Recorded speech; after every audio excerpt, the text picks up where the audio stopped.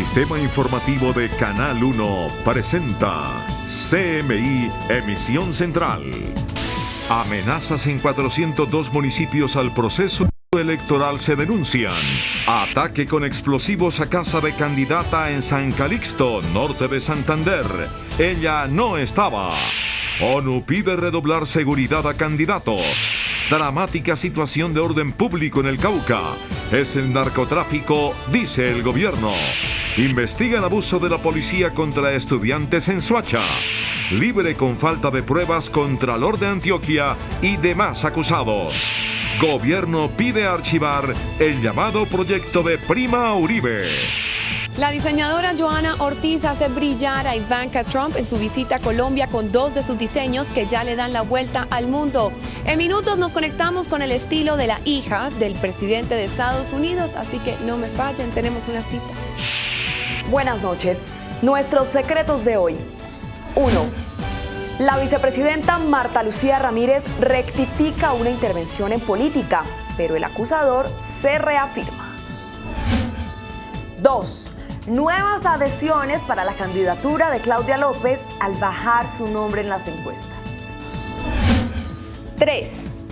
Una ponencia de la Corte Constitucional sanciona conductores ebrios y salva Uber. Y Miñapa, ¿ustedes todavía consumen medias nueves?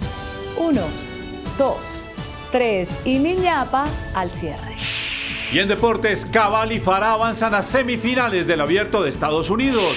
Derrota de Millonarios en Santa Marta ante Unión en partido pendiente por la Liga. Con Claudia Palacios y Margarita Ortega. Buenas noches. La Defensoría del Pueblo reveló un dramático informe sobre amenazas contra el proceso electoral. En 1 de cada 3 municipios hay intimidación a los candidatos por parte de grupos armados al margen de la ley. 402 municipios y 16 áreas no municipalizadas están en riesgo electoral por la presencia de grupos armados ilegales. La cifra es preocupante. En lo corrido 2019 se han presentado 52 casos de actos violentos en contra de miembros de procesos políticos. Es por esto que la Defensoría del Pueblo le hace un llamado al gobierno nacional. El gobierno debe colocarle mayores recursos a la UNP, todo lo que sea necesario para que en Colombia no ocurran estos actos aleves. El ELN, el EPL, las AGC y las autodenominadas disidencias de las FARC-EP serían responsables de las amenazas a precandidatos. El riesgo es el homicidio, el riesgo es la amenaza, el riesgo es como el que le estaba ocurriendo a Karina. Uno de los partidos políticos que más estaría en riesgo sería el partido Fuerza Alternativa Revolucionaria del Común. Las FARC creyó en la paz, las FARC cree en la paz. Los departamentos con más conductas vulneratorias son Cauca, norte de Santander, Arauca, Boyacá, Cundinamarca, Magdalena, Nariño, Valle del Cauca y Bolívar. Precisamente en las últimas horas, el hogar de la candidata a la alcaldía de San Calixto, Betsaida Montejo, fue atacado con una granada. Por fortuna, la aspirante no se encontraba en el lugar. La residencia de la candidata a la alcaldía del municipio de San Calixto, ubicado en el barrio Tacaloa, fue atacada con explosivo por 2 hombres a bordo de una motocicleta. La candidata Betsaida Montejo, en el momento del ataque, se encontraba en una reunión en otro lugar. Pues solo hubieron daños materiales y no vidas o hechos lamentables. Hago un llamado al respeto, a la tranquilidad, al respeto por la vida, al respeto por la mujer. En estas contiendas electorales, esto es una fiesta democrática donde todos tenemos derecho de participar. Candidatos y defensores de derechos humanos en norte de Santander rechazan el ataque de cual fue víctima la candidata. La Organización de Naciones Unidas emitió un comunicado en el que exige que se redoble la protección a los candidatos políticos para garantizarles su seguridad. Instó al gobierno a garantizar la integridad de los aspirantes en época electoral para que los comicios sean transparentes. En un agitado debate realizado en la Comisión Primera del Senado sobre la situación de orden público en el Cauca, los ministros del Interior, Nancy Patricia Gutiérrez, y de Defensa, Guillermo Botero, dijeron que el narcotráfico es el combustible de los grupos ilegales que delinquen en la región. El debate, que duró de 10 de la mañana a 6:30 de la tarde, trató el tema del asesinato de la candidata a la alcaldía de Suárez, Karina García. La muerte de Karina es una responsabilidad directa del Estado colombiano. La quitaron. No llegaron porque es demasiado difícil de cubrir, no estaban muy lejos de donde estaba la candidata, pero es que un acto terrorista se comete en cuestión de segundos. Pura carreta, ¿qué control de eso no van a tener? Un gobierno fracasado, un gobierno impotente, incapaz. Y esto no es un problema estructural como se ha planteado acá, esto es un problema de voluntad política. Los propios indígenas reconocen quiénes los están matando, todos los grupos armados y hasta carteles mexicanos. Hace presencia el cartel de Sinaloa bajo la fachada de la estructura de Dagoberto Ramos. No puede ser posible que en lo que va corrido de la firma del acuerdo de paz a la fecha hayan sido asesinados en Colombia 167 líderes indígenas. Y lo que va en el periodo de gobierno del presidente Iván Duque han sido asesinados en el país 103 compañeros indígenas. Entonces ustedes han vivido la violencia en todas sus esferas, pero también entre ellos, los mismos indígenas han sido violentos. La ministra del Interior pidió colaboración entre la Guardia Indígena y la Fuerza Pública. Los bastones no son suficientes para enfrentar las armas de estos criminales, que son grupos armados organizados. Lo que le está pasando al departamento del Cauca desde el punto de vista de orden público está fundamentado en el narcotráfico. Yo me niego a la argumentación de explicar el fenómeno de violencia que vive el país única y exclusivamente con la variable del narcotráfico.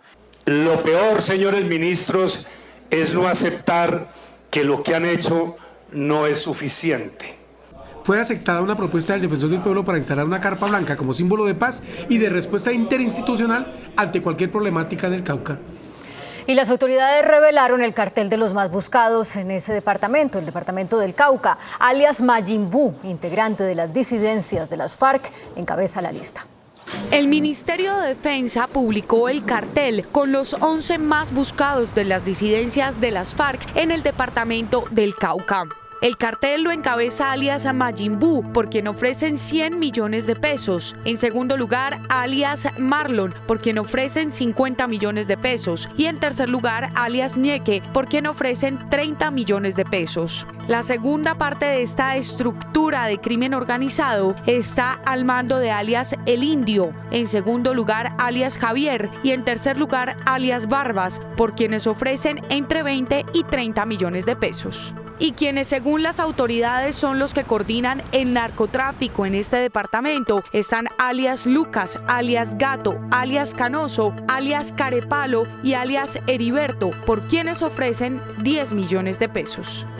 El expresidente César Gaviria les pidió a la Fiscalía y a los organismos de seguridad que investiguen de dónde proviene la estigmatización del candidato liberal a la gobernación de Córdoba, Orlando Benítez.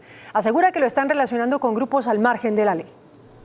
En el comunicado, el expresidente César Gaviria, jefe único del Partido Liberal, le solicita a la Fiscalía y a los organismos de seguridad e inteligencia del Estado que establezcan la autoría de las campañas de estigmatización y desinformación de la que está siendo víctima el candidato liberal a la gobernación de Córdoba, Orlando Benítez Mora.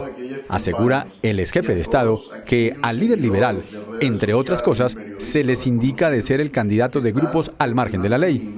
El expresidente César Gaviria asegura finalmente que el liberalismo y toda la sociedad colombiana está siendo víctima de actos de violencia generados por señalamientos malintencionados en medio de la campaña electoral. La policía evalúa sanciones disciplinarias contra los policías que agredieron a estudiantes en la Universidad de Cundinamarca, en Soacha. En el video se observa cómo uniformados de la policía golpean a uno de los estudiantes. Los disturbios iniciaron cuando encapuchados salieron de la Universidad de Cundinamarca del municipio de Soacha a obstruir la vía. El objetivo es exigir la renuncia del rector por irregularidades. Me pegaron en la cabeza, en las piernas, tengo un hematoma horrible en las piernas. Los veían en el piso y les pegaban aún más. Yo estaba al lado de un compañero, estábamos saliendo realmente de clase y él lo atravesó un proyectil. A esta hora, la policía de Cundinamarca analiza si serán sancionados disciplinariamente estos uniformados. Por falta de pruebas, un juez de Medellín dejó en libertad al contralor de Antioquia, Sergio Zuluaga, y a 9 personas más, quienes son acusadas de actos de corrupción. Así lo determinó el Juzgado 42 Penal Municipal luego de escuchar los argumentos de la Fiscal 10 especializada y de los abogados defensores del excontralor de Antioquia, Sergio Zuluaga, 3 excontralores auxiliares, la esposa de uno de ellos, los alcaldes de San Carlos, La Pintada y Jardín, el gerente del hospital de Copacabana y un particular. No se impone medida de aseguramiento porque no se cumplió con la carga probatoria exigida a la Fiscalía. En segundo lugar, se ha verificado de la revisión de elementos materiales probatorios que no existiría o que no existe en este grado, en esta audiencia, inferencia razonable de autoría de existencias de las conductas punibles endilgadas a los ciudadanos. El excontralor y las otras 9 personas son investigadas por presunta corrupción en contratación por recibir dádivas a cambio de cambiar hallazgos de la Contraloría. El superintendente de Salud, Fabio Aristizábal, reveló que actualmente 18 EPS se encuentran bajo vigilancia especial tras acumular deudas por 16 billones de pesos. La medida de vigilancia especial sobre 18 EPS fue adoptada según el superintendente de Salud ante el creciente número de peticiones, quejas y reclamos relacionados con fallas en el servicio y por la deuda acumulada que llega a los 16 billones de pesos. Hoy tenemos a las que están en medida de vigilancia especial y las demás EPS, la deuda puede estar cercana a los 16 billones de pesos. Justamente para una de las EPS bajo vigilancia especial, Comeva, hoy la Procuraduría pidió la intervención por parte de la Supersalud, argumentando que tiene una deuda de 2 billones de pesos con clínicas y hospitales y que además ha aumentado el número de quejas y tutelas. Comeva es una de las EPS que tiene que capitalizar. Yo, hasta donde tenía entendido, tenían 3 o 4 oferentes, después se quedaron con uno de ellos. Comeva en un comunicado admitió que tiene una deuda por 1 billón de pesos, señaló que los socios realizaron una capitalización de 300.000 millones y dijo que está trabajando para reducir el número de quejas. La Contraloría General denuncia una presunta sobrefacturación en la compra de tiquetes aéreos en el Ejército, la Policía, la Fuerza Aérea y el IMPEC. Los hallazgos fiscales de la Contraloría General tienen que ver con sobrefacturación en la adquisición de tiquetes aéreos en el Ejército, la Policía, la Fuerza Aérea y el IMPEC entre los años 2017 y 2018. Las irregularidades, que suman casi 7.000 millones de pesos, se presentaron al sobrepasar los topes de los valores de los tiquetes que estaban fijados dentro de un acuerdo marco de precios de Colombia Compra Eficiente. Que sí hubo una sobrefacturación y que efectivamente están por encima de lo que el acuerdo marco permite. ¿Acuerdo marco de quién? Acuerdo marco de precios de Colombia Compra Eficiente. La sobrefacturación fue detectada durante las auditorías financieras realizadas por la Contraloría Delegada para el sector Defensa, Justicia y Seguridad, tras lo cual se logró que las agencias de viajes contratadas devolvieran al Estado 3.911 millones de pesos. Evidenciamos una tendencia sobre la sobrefacturación de tiquetes aéreos que las agencias de viajes que se encuentran dentro de estas entidades realizaron. En este caso, los hallazgos de la Contraloría General fueron trasladados a la Fiscalía y a la Procuraduría para las correspondientes investigaciones. En el Cauca, el empresario Harold Humberto Bermúdez Ayala fue secuestrado cuando se transportaba en una motocicleta en compañía de varios amigos. El empresario de apuestas de azar tomó camino por los repechos de Mandiví, en zona rural de Santander de Quilichao, mientras otros compañeros salieron hacia Padilla. El hombre de 50 años acostumbraba a parar en un punto especial y ahí lo estaban esperando los secuestradores, quienes se lo llevaron sin mediar palabra. La Procuraduría alertó sobre presuntas irregularidades en los contratos para la construcción de 63 colegios en el país.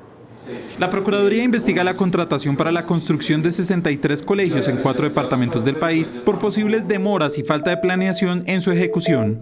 Demoras en la entrega de las instalaciones o contrataciones que han faltado a los principios de planeación y de ejecución presupuestal por parte de estas instituciones en los 63 colegios que estamos verificando. La preocupación del Ministerio Público radica en que más de 600.000 millones de pesos estarían comprometidos. Esas irregularidades nos llevan a determinar posibles conductas disciplinarias de los interventores o de quienes han participado en los procesos de planeación y de ejecución de estos contratos. Las regiones en las que se rastrea la contratación son Antioquia, Boyacá, Caldas y Cauca. Ivanka Trump, consejera presidencial e hija del presidente de Estados Unidos, Donald Trump, visitó hoy Cúcuta, en la frontera con Venezuela. Primero estuvo en la inauguración de la Casa de la Mujer Empoderada en el barrio La Esperanza de Cúcuta. Luego recorrió en compañía de la vicepresidenta Marta Lucía Ramírez el barrio La Parada, en donde anunció un aporte de $120 millones que Estados Unidos entregará para atender a la población migrante. El gobierno pidió archivar del proyecto del senador Álvaro Uribe que propone la creación de una prima para la canasta familiar durante una audiencia en la Comisión Séptima de la Cámara. Durante una audiencia pública en la Comisión Séptima de la Cámara, el gobierno, representado por el viceministro de Hacienda Juan Alberto Londoño, pidió hundir la ley que promueve el expresidente Álvaro Uribe y que busca una prima adicional para los trabajadores que ganan hasta 1.5 salarios mínimos. Les solicitamos a ustedes, honorables congresistas, que son los que tienen la decisión, no continuar con el proyecto por varias razones. La primera es que porque esto es contrario a lo que venimos haciendo de impulsar el crecimiento y la generación de empleo. Los gremios también respaldaron al Ejecutivo. Esto no se debe convertir en ley de la República. Hay otras alternativas para mejorar el empleo formal, para reducir esas tasas de informalidad que tanto preocupan a los colombianos. Los trabajadores perderían todos sus triunfos o sus conquistas a lo largo de estos 65 años de vida de las cajas de compensación familiar. Los sindicatos están divididos. El proyecto es formidable. Aumentar los ingresos de los sectores más empobrecidos del país nos parece que es una buena noticia. Pretende que ese incremento lo paguen las cajas de compensación familiar, nosotros nos negamos rotundamente. La Comisión Séptima de la Cámara iniciará recorridos regionales para escuchar a todos los sectores. Es que si hay más ingresos en el bolsillo de los colombianos, también hay más fuente para ir a comprar, para ir a gastar, y eso puede dinamizar la economía. Al proyecto le restan 2 debates en la Cámara para convertirse en ley. Y por su parte, los presidentes del Grupo Empresarial Antioqueño David Bojanini, del Grupo Aval Luis Carlos Sarmiento Gutiérrez y también del Grupo Bolívar Miguel Cortés advirtieron sobre los efectos negativos que podría traer la aprobación de esta prima para la canasta familiar. Hay propuestas que pueden ser bien intencionadas como una prima adicional, pero estas pueden traer graves riesgos como mayor desempleo. Termina incrementando el valor que se llevan a la casa los empleados, pero desgraciadamente son menos empleados los que se llevan ese valor a la casa. Si esos proyectos salen, estoy seguro de que el empleo formal se va a disminuir. Casi nunca hemos visto en ningún país que eso haya funcionado. El presidente de Aval puso sobre la mesa sus proyecciones macroeconómicas. Nosotros la vemos alrededor de 3.25, 3.50 para finalizar el año. Yo creo que la nueva realidad del dólar es alrededor de 3.400 pesos. Estiman además que la migración sí está impactando las cifras de desempleo. Muchos de ellos se emplean formalmente en Colombia, desplazando personas locales. Eso le pone presión a la fuerza laboral colombiana. Advirtieron que incrementos de salario por encima de la inflación afectan las cifras de desempleo. Durante un foro organizado por la Cámara de Comercio de Bogotá, el expresidente de México, Ernesto Zedillo, aseguró que la guerra comercial entre Estados Unidos y China está poniendo en peligro la globalización y el libre comercio. En un foro promovido por la Cámara de Comercio de Bogotá y con el apoyo del Canal 1 y de otras empresas, el expresidente de México, Ernesto Zedillo, censuró con dureza al presidente de Estados Unidos, Donald Trump, por haber desmontado el TLC de Norteamérica y enfrentarse ahora a China en una guerra comercial que, en su concepto, traerá funestas consecuencias para la economía mundial. No hay ninguna duda de que esta guerra comercial tendrá severas consecuencias económicas, no solamente para sus principales actores, los Estados Unidos y China, sino que esto también tendrá consecuencia para el resto del mundo. El expresidente Ernesto Zedillo dijo que Donald Trump está revocando lo que han hecho Estados Unidos en los últimos 60 años en favor de la globalización comercial. La Superintendencia de Sociedades reveló que el 16% de las empresas de Colombia reportaron pérdidas durante el último año. El informe del ente supervisor evaluó los estados financieros de 9.000 empresas no financieras en todo el país, que dio como resultado una tendencia favorable para el sector empresarial en el último año, obteniendo activos por más de 391 billones de pesos para un crecimiento de 6,4%. Sin embargo, de este monto, 16,8% registró pérdidas en sus utilidades al cierre de 2018, totalizando 7.5 billones de pesos, mientras que un año atrás registraron 6.7 billones de pesos. El número de empresas que presentaron números rojos alcanzó las 1.513 compañías, mientras que en 2017 llegaban a 1.496. Por su parte, el pasivo empresarial aumentó 7,6%, registrando 180 billones de pesos. El índice de capitalización de la bolsa, que mide el comportamiento de las 20 principales acciones, cerró al alza. CAFAM presenta el informe bursátil. Desde la Agencia de Empleo CAFAM, acompañamos desde los procesos de desvinculación del personal de su empresa. Informes en los centros de empleo o llamando al 358-1700. CAFAM, vigilado supersubsidio. El índice de capitalización de la Bolsa de Valores de Colombia subió 0,28% a 1.565 puntos. La acción de Enca fue la que más subió con una valorización de 4,94% a 8 pesos con 50 centavos. La acción de Promigas fue la que más cayó con una pérdida de 5,06% a 7.310 pesos. La acción más negociada de la jornada fue la de Preferencial Bancolombia, al movilizar más de 43.000 millones de pesos. Y el dólar cerró a la baja. Indicadores económicos en CMI. Tu nómina y tus cajeros Avevillas te regalan 2 Chevrolet Spark con tu cuenta de nómina nueva o actual, y con cada 2 transacciones en cajeros Avevillas podrás ganar. Presentamos los indicadores económicos.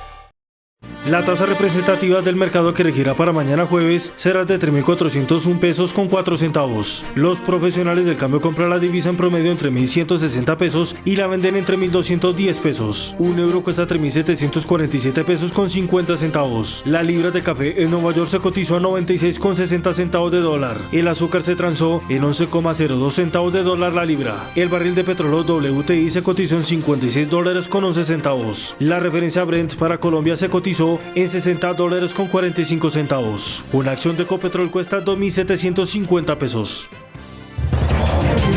Nuevamente el presidente de Venezuela, Nicolás Maduro, amenaza a Colombia. Esta vez anunció el despliegue de un sistema de misiles en la frontera. Y ya las tropas están desplegadas. Y ahora vamos a desplegar el sistema misilístico de defensa antiaérea, de defensa terrestre, blindada. Vamos a desplegarla del 10 al 28 de septiembre, porque Venezuela se respeta. Con estas palabras, el mandatario venezolano anunció el despliegue de su sistema de defensa en la frontera con Colombia. Esto sucede un día después de que Nicolás Maduro anunciara una alerta naranja en la frontera y acusara al gobierno colombiano de utilizar el regreso a las armas de disidentes de la exguerrilla FARC como pretexto para empezar un conflicto entre ambos países. Y por su parte, el canciller colombiano Carlos Holmes Trujillo dijo que nuestro país está en capacidad de defender la soberanía y de responder ante cualquier eventualidad. El canciller Carlos Holmes Trujillo se refirió a las declaraciones del régimen de Nicolás Maduro, quien declaró una alerta naranja en la frontera por la supuesta intención de que en Colombia se cree un conflicto entre las dos naciones. La amenaza proveniente de la dictadura de Maduro la siente Colombia desde hace mucho tiempo.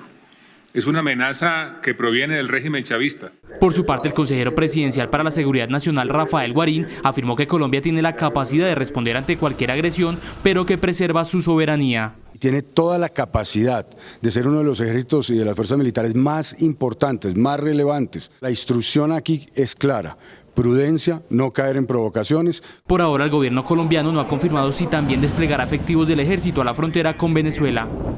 El Parlamento británico aprobó un proyecto de ley que bloquea un Brexit sin acuerdo, es decir, el tipo de Brexit que quiere el primer ministro Boris Johnson, quien en respuesta propuso hacer elecciones anticipadas, pero estas también fueron rechazadas por la Cámara de los Comunes.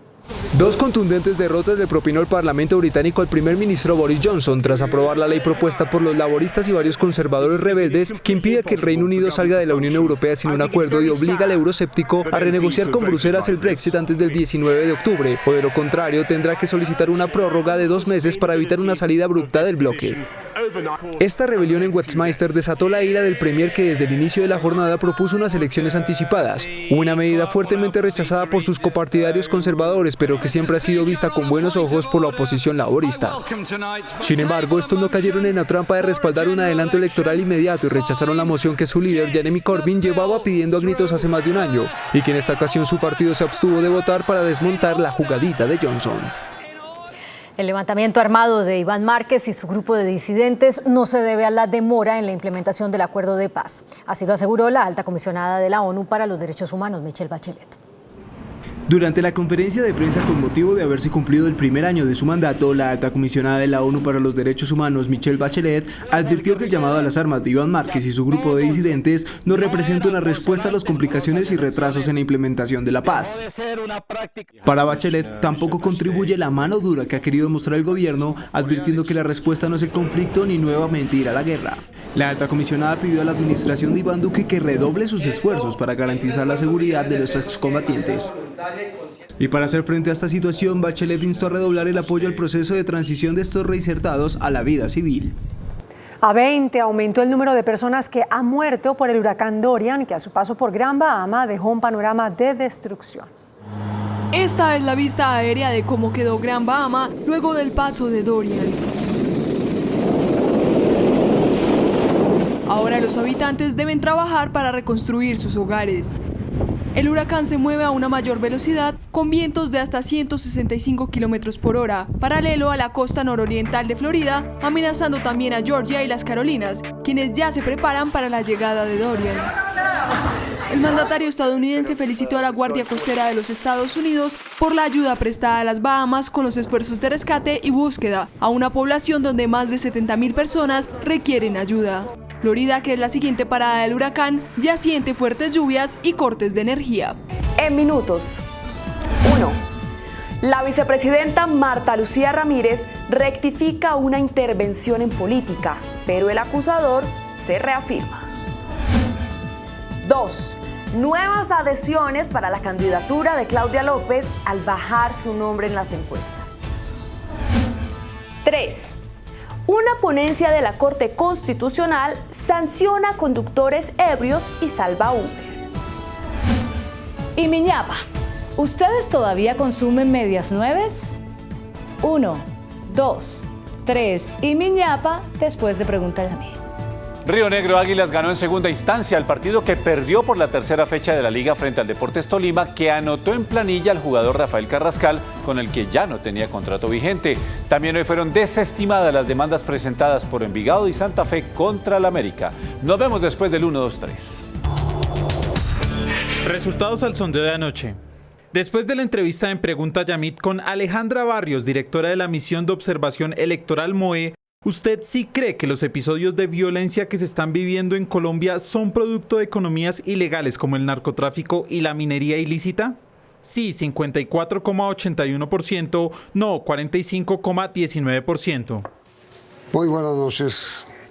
En la Comisión Primera del Senado se realizó hoy, durante todo el día, un prolongadísimo debate sobre la situación de orden público en el departamento del Cauca.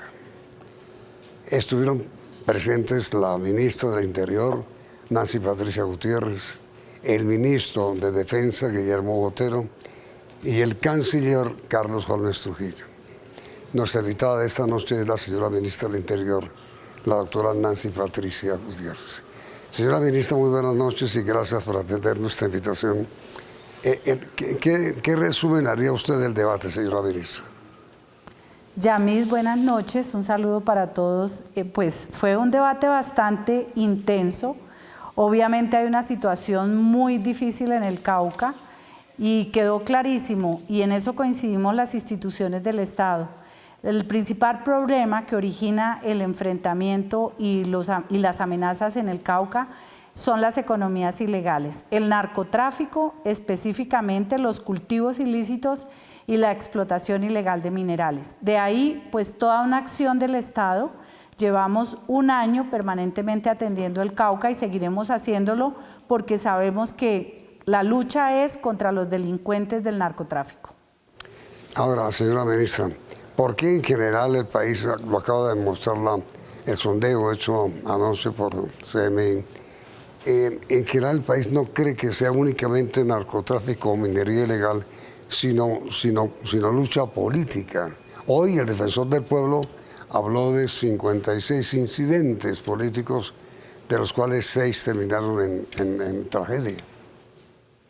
Estamos en pleno proceso electoral. Ya hace 2 meses que presentamos el Plan Ágora, que presentó el presidente Iván Duque, con 2 bases fundamentales. Primero, buscando la transparencia en este proceso electoral, controlando financiaciones ilegales y violación de topes de campaña, transhumancia de electores, pero también generando seguridad. Se identificaron 130 municipios con muchos riesgos y definitivamente estamos en plena campaña política, pero los homicidios y las amenazas contra líderes y contra candidatos pues provienen de estas mafias que quieren capturar al Estado y hacer lo suyo.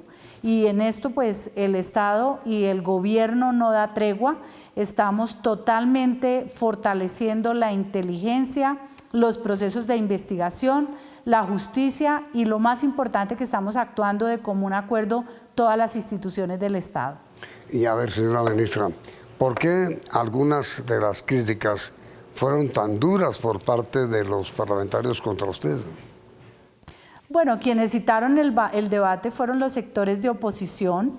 En la Comisión Primera de Senado hay unos senadores que son de la oposición y fueron quienes pidieron este debate. Ahora, ¿cuál es la visión de ellos? Pues es un cobro al Estado reiterado de muchos años de abandono, de incumplimientos, pero nosotros como gobierno también tenemos cómo mostrar. Es la primera vez que en un Plan Nacional de Desarrollo se queda un capítulo especial para inversiones a los pueblos indígenas de Colombia y de igual manera a las comunidades afrocolombianas, a los raizales y palenqueros.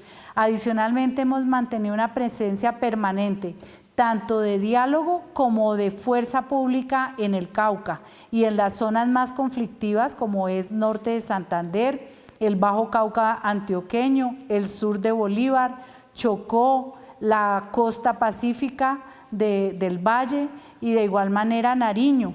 Entonces no nos queda a nosotros ninguna angustia de no haber hecho la tarea en debida forma. Ahora, la oposición pues tiene derecho a criticar y eso es lo que hacen, pero también nosotros a demostrar lo que estamos haciendo. Ahora, señora ministra, inmediatamente después de unos breves mensajes comerciales, le plantearé este tema. Es que el senador indígena Feliciano Valencia denunció que los están matando. Inmediatamente después de comerciales hablamos del tema, ministro.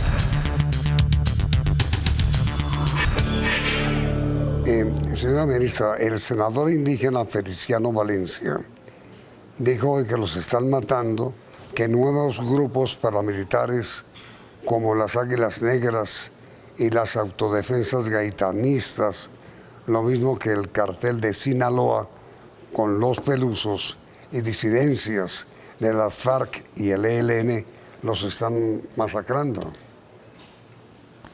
Todos esos grupos son grupos armados organizados que están en el negocio del narcotráfico y que tienen economías ilícitas. Naciones Unidas entregó hace 20 días las cifras sobre cultivos ilícitos en Colombia y lamentablemente el Cauca es el tercer departamento con mayor cultivos ilícitos en el país. ¿Y qué ocurre? En los resguardos indígenas, pues allí se concentra la actividad de estos bandoleros que pretenden perseguir a los indígenas y a la gente en general. ¿Qué les hemos dicho nosotros? Y al senador Feliciano se lo he dicho reiteradamente, la necesidad de trabajar coordinadamente entre la Guardia Indígena, las comunidades y la fuerza pública y el gobierno. Porque aquí esta es una lucha que no es una responsabilidad exclusiva del gobierno. En las comunidades indígenas también hay quienes los favorecen a ellos y se prestan para eso. Hemos visto inclusive en las redes sociales cómo hay cantidad de cultivos de marihuana que se nutren con el robo de la energía eléctrica del Cauca. Y aquí ha habido una acción contundente de la fuerza pública que está accionando porque le corresponde hacerlo y tiene la obligación constitucional de defender el territorio. Entonces nuestra invitación ha sido a la Guardia Indígena, a las autoridades indígenas del país que trabajen de la mano con las instituciones. Ellos solos no lo pueden hacer. Ellos tienen una guardia que tienen sus bastones de mando, pero eso no es suficiente porque los grupos al margen de la ley están armados. Sí.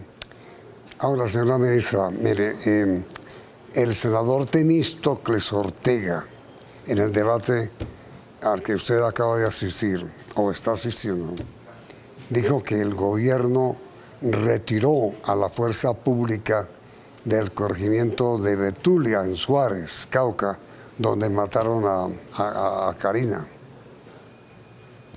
A ver, y el ministro de Defensa, el doctor Guillermo Botero, enfáticamente le dijo que no era exacta esa afirmación. La fuerza pública estaba en el sector. Fue una masacre absolutamente despreciable porque realmente cegó la vida de una mujer, una líder política joven, batalladora, y de las personas que la acompañaban. El ministro Botero demostró efectivamente que la tropa estaba en el sector, pero que todas las circunstancias se dieron para semejante atrocidad de crimen. Ahora, también la candidata tenía protección y había sido recientemente reforzada por la Unidad Nacional de Protección. Ahora, señora ministra, la pregunta final. ¿Qué medidas piensa usted tomar en forma inmediata para responder el clamor que se escuchó hoy en el debate en favor del departamento del Cauca? Tenemos varias medidas que inclusive están en implementación. Desde comienzos del año hemos venido en reuniones permanentes con las organizaciones indígenas definiendo prioridades de inversión. Pero aquí lo cierto es que hay un momento de crisis y un momento que requiere que haya un accionar de la fuerza pública. Por eso se han reforzado tanto el Ejército como la Policía Nacional, se ha reforzado los esquemas de investigación, se ha hecho una permanente articulación con la Fiscalía General de la Nación, con los jueces, con las autoridades territoriales y seguiremos en ello. Es lo que el presidente Duque ha manifestado, que es la necesidad de que los funcionarios todos, desde los ministros hasta los alcaldes, estemos todos coordinados para poder hacerle frente a esta situación. Así de que no dejaremos al Cauca solo, no lo hemos dejado y seguiremos acompañando este momento crítico. Ahora, mire, señora ministra, en el debate se sugirió por parte de los senadores un poco de mano dura en el departamento del Cauca. Y esa es nuestra pregunta para usted, ministra, primero, por supuesto, y para nuestros televidentes. ¿Es usted partidaria de una mano dura en el departamento del Cauca? Yamid, mano dura contra los bandidos, contra los narcotraficantes, contra la gente que no deja en paz a Colombia. Ministra, muchas gracias y ojalá tengan pronta solución los problemas que afronta el departamento del Cauca en materia de orden público. Muy amable, ministro. Gracias, Yamid. Gracias, Yamid. Gracias. Y para ustedes, esta es la pregunta. ¿Piensan ustedes que se requiere mano dura en el departamento del Cauca? ¿Sí o no? La respuesta al sondeo saldrá mañana en esta emisión. Ahora los invitamos a nuestro tradicional 1, 2, 3.